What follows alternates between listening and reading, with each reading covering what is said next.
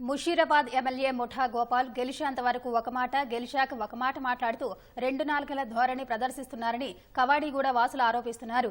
ఎన్నికల ముందు తమ బస్తీకి మంజూరు చేస్తామని చెప్పిన సీసీ రోడ్లు, నూతన డ్రైనేజీ నిర్మాణం ఏమయ్యాయని ప్రశ్నించారు. వర్షాకాలంలో డ్రైనేజీలు పొంగి ఇళ్లలోకి వస్తుంటే తమ బతుకులు దినదినగండంగా మారాయని వాపోయారు. సంక్షేమ పథకాలు అసలైన లబ్ధిదారులకు అందేలా చర్యలు తీసుకోవడం లేదన్నారు. ఎన్నికల్లో ఇచ్చిన హామీలపై ప్రశ్నిస్తే ఎమ్మెల్యే ముఖం చాటేస్తున్నారని చిత్రాల నగర్ కాలనీ వాసులు మండిపడుతున్నారు. రోడ్డు సమస్యలు, డ్రైనేజ్ పైప్ సమస్యలు 3-4 ఏళ్ల నుంచి గత 3-4 ఏళ్ల నుంచి ఉన్నాయి. ఆయన నుంచి ఎటువంటి స్థానిక ఉన్న ఎమ్మెల్యే ముఠా గోపాల్, వాళ్ళ తనయుడు ముఠా జయసింహ కూడా ఉన్నాడు. ఎటువంటి వాళ్ళ నుంచి ఎటువంటి పని కూడా కాలేదు. చుట్టుముట్టు మా బస్సులు ప్రతి ఒక్క స్లమ్ములలో ప్రతి ఒక్క జాలలో అభివృద్ధి అవుతుంది. మా బస్సుకి వచ్చే వరకు అయితే లేదు. ప్రజలు కూడా గెలిచినాక పోతే ఇవాళ రేపు ఇట్లా తిరిపించుకుంటుండు. మా దళితులమని చాలా కించపరుస్తుండు ముఠా గోపాల్. మాకు 5 స్కీమ్లకు సంతకం చేసిండు గోపాల్ అన్న.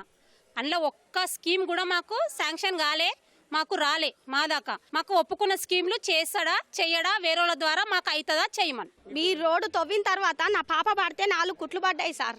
వచ్చి చూసి వెళ్ళిండు కానీ ₹1 సాయం చేయలేదు. సరే వచ్చిన తర్వాత రోడ్డు కావాలని చెప్పినాం మేము. రోడ్ అయినా వేపించిండా, వేపియలేదు. అట్లానే అన్ని అడిగినా కానీ చేపియలేదు సార్. దేనికి రెస్పాన్స్ కాలేదు వాళ్ళు. ముఠా గోపాలు ఈ చిత్రాల నగర్ దళిత బస్తీని ఖాళీ ఓటు బ్యాంకు లాగానే రెండు సార్లు వాడుకొని గెలిచిండు.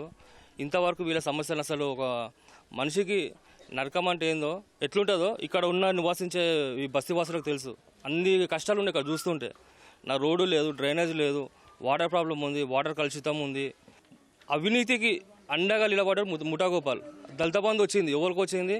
3 అంతస్తుల బిల్డింగ్లు ఉన్న దళిత బంధు ఇచ్చిండు. పేదోళ్ళకి అసలు అరువులకు ఎవరికి దళిత బంధు రాలేదు.